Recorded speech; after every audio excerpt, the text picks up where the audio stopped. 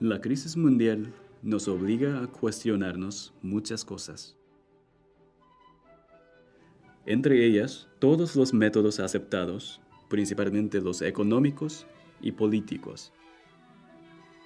¿Quién se beneficia de que nuestros ciudadanos piensen que las cosas no cambian? ¿Qué estamos haciendo mal?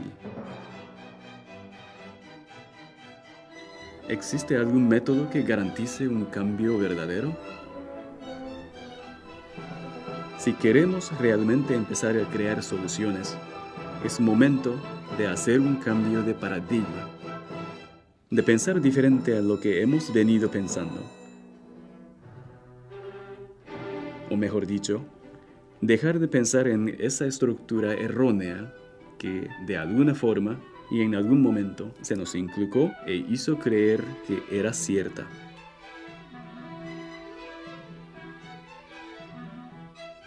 Para responder a este tipo de cosas, hay que comprender qué ha hecho que las civilizaciones se desarrollen o se colapsen. Hay que realizar una búsqueda exhaustiva, una búsqueda para entender los principios en la historia. Capítulo 1. Federico Schiller y Alexander von Humboldt, dos grandes humanistas, atacaban mucho la idea de que la historia es una mera cronología o simples relatos. Planteaban que al igual que cuando se hace cualquier estudio científico, debemos ir a las causas para poder entender la historia a cabalidad. Es decir, que nada es aleatorio, que todo tiene una razón que se puede conocer, un porqué. Sin embargo, se ha popularizado mucho la idea de que el futuro simplemente ocurre, que no es producto de algo o alguien y por tanto no es posible pensar en cambiar las cosas. Contrario a esto, existen muchos que están convencidos de que la crisis actual tiene culpables y se han levantado en contra de las injusticias. Pero desgraciadamente, la desesperación y la impotencia empiezan a tomar control de su mente y terminan concluyendo que no importa lo que hagamos, las cosas no van a cambiar. Ambas ideas son erróneas e impuestas, y están tan arraigadas que para poder extirparlas es necesario dar un vistazo a la historia entendida como proceso. La historia no es solo para aprender de nuestros errores, ni buscar replicar momentos buenos, sino entender qué principios actuaron en esos momentos que consideramos buenos y utilizarlos para transformar el presente, pero pensando desde el futuro. Nos han inculcado a relacionar cambios simplemente con hacer cosas diferentes, sin cuestionarnos la esencia de ellas. Es como querer hacer cosas diferentes en este sistema económico. No hay que hacer eso, sino hacer un cambio creativo que haga una transformación real para el futuro. Pero aunque pareciera claro, la pregunta esencial es, ¿por qué aún existe gente que ni siquiera puede pensar en hacer cosas fuera de las opciones que el sistema plantea? Queda claro que lo que nos han planteado como modelo económico no es más que una forma de saqueo de las naciones. De hecho, como el economista Lyndon LaRouche lo ha denunciado, estas políticas imperiales han llegado al límite y nos ponen al borde de desatar un proceso hiperinflacionario a nivel mundial. Al ver todo esto, uno naturalmente se pregunta, ¿por qué las soluciones que creíamos que funcionarían no lo están haciendo? ¿Qué tenemos que hacer para crear un futuro mejor? El problema, como lo veremos, es que realmente no estamos pensando diferente. Defy the past. And if it's the desire to defy the past, to get to the point where you think you can defy the past, and going into the future. So what is your mission? What are you going to do now that you didn't do before? Why are you going to do that? To what purpose are you going to do that? How are you going to change society? And this gets you into areas which, in terms of the psychology, behavior psychology, is very interesting. There's a fundamental difference between the person who's trying to show from accumulation of experience that they have succeeded in solving the problem. And they can stop there. The person who's actually creative never stops. They're always discontented with what they've accomplished. They're restive. They don't want to stick to what they've accomplished. We fixed that already. That's enough. Come on, let's go on. Let's get to the next step. And you want to move people to do that. That's a form of leadership. And that's what political and economic leadership really is. You are never accepting what you know. You always are trying to go to a next step, an experience that you never knew before. La historia tiene mucho que contarnos sobre los métodos de control de los imperios sobre los pueblos. Pero si lo que queremos es hacer cambios reales, la historia todavía tiene mucho más que decirnos. No hay que ser reaccionarios, debemos ser serios, indagar, redescubrir y evocar aquellos principios arraigados en nuestros pueblos que nos permitieron hacer cambios anteriormente.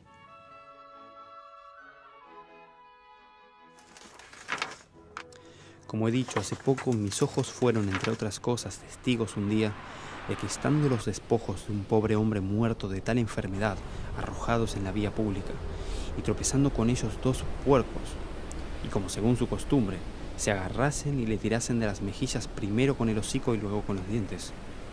Un momento más tarde, tras algunas contorsiones, y como si hubieran tomado veneno, ambos cayeron muertos en tierra sobre los maltratados despojos. De tales cosas, y de bastantes más semejantes a estas y mayores, nacieron miedos diversos e imaginaciones en los que quedaban vivos. Y casi todos se inclinaban a un remedio muy cruel, como era esquivar y huir a los enfermos y a sus cosas.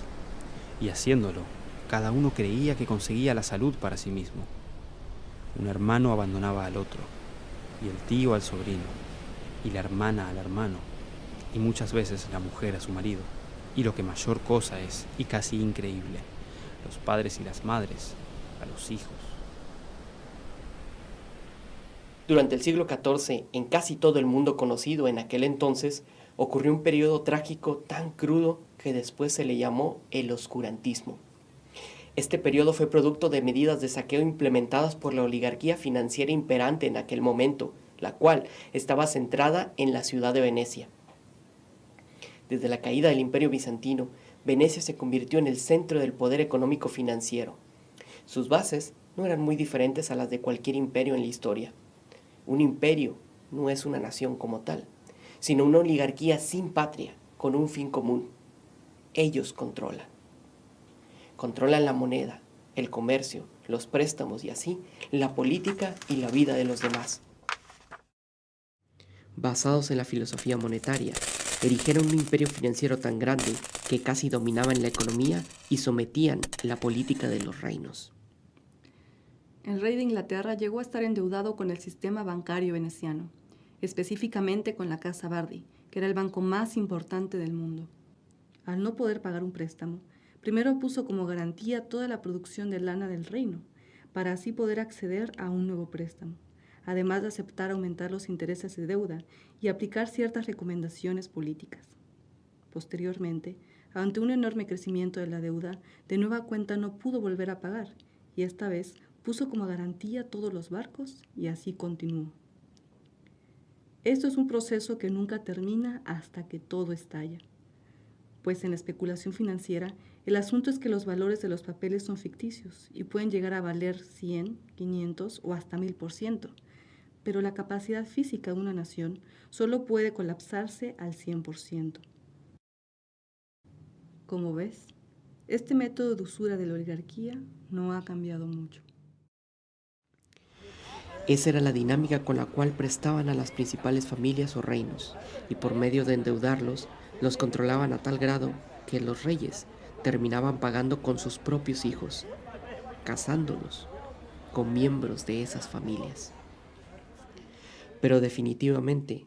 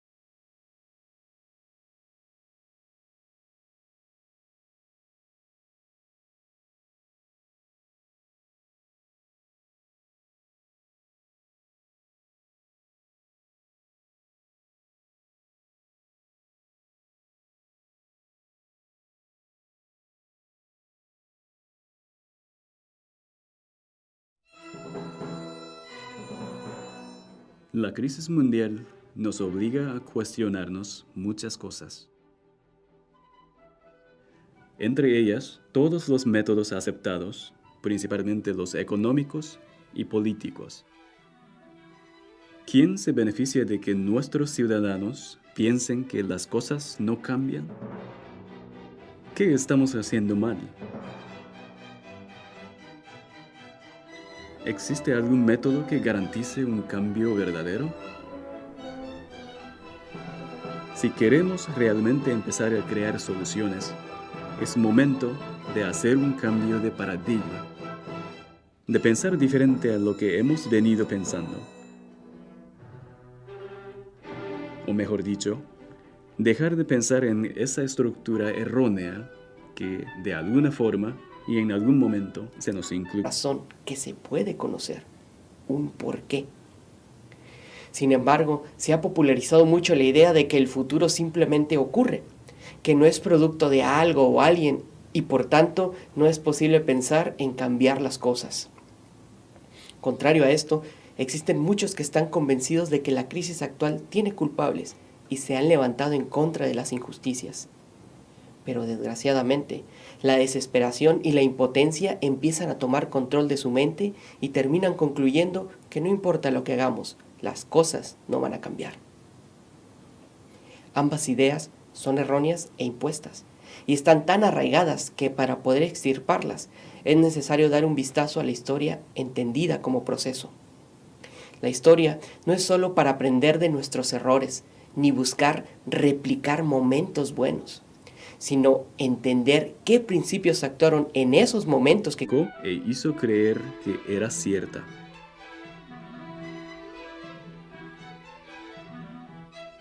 Para responder a este tipo de cosas, hay que comprender qué ha hecho que las civilizaciones se desarrollen o se colapsen. Hay que realizar una búsqueda exhaustiva, una búsqueda para entender